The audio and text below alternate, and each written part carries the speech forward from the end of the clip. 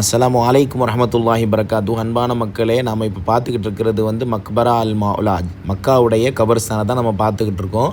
நான் இப்போ எந்த மலையில் நான் நின்றுக்கிட்டு இருக்கேன்னு சொன்னாக்கா, இது வந்து ஜபலே சையதா என்று சொல்லக்கூடிய ஹதீஜா ரலியல்லாஹு அன்ஹா அவர்களுக்கு சொந்தமான மலை. இது முழுவதுமாக இந்த மலையை பற்றி ஒரு வீடியோ நான் உங்களுக்கு போடுவேன், அதை நீங்கள் பார்த்துக்கலாம் இன்ஷா அல்லாஹ்.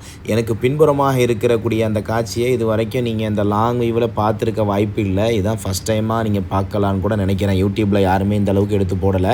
இது மக்பரா அல் மௌலா, அதாவது முழுமையான அந்த மையவாடியுடைய தோற்றத்தை பாருங்கள். நம்ம ஒரு மலைக்கு மேலே நின்று தான் இந்த மையவாடியுடைய வியூவை நம்ம பார்த்துக்கிட்டு இருக்கோம்.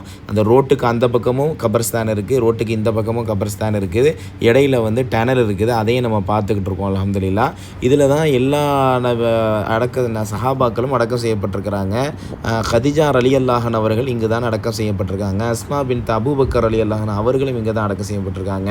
ரசூலுல்லாஹி ஸல்லல்லாஹு அலைஹி வஸல்லம் அவருடைய மகனார் இப்ராஹிம் அவங்களும் இங்கே தான் அடக்கம் செய்யப்பட்டிருக்காங்க. காசிம் இங்கே தான் அடக்கம் செய்யப்பட்டிருக்கிறாங்க.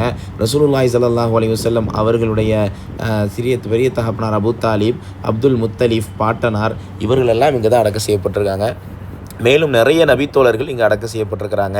இது மாத்திரம் அல்லாமல் மக்காவில் மரணிக்கக்கூடிய நிறைய மக்களுடைய அடக்க ஸ்தலமும் இங்கு தான் அடக்கம் செய்யப்படுறாங்க அப்படிங்கிறத நம்ம பார்க்குறோம். மாஷா அல்லாஹ்.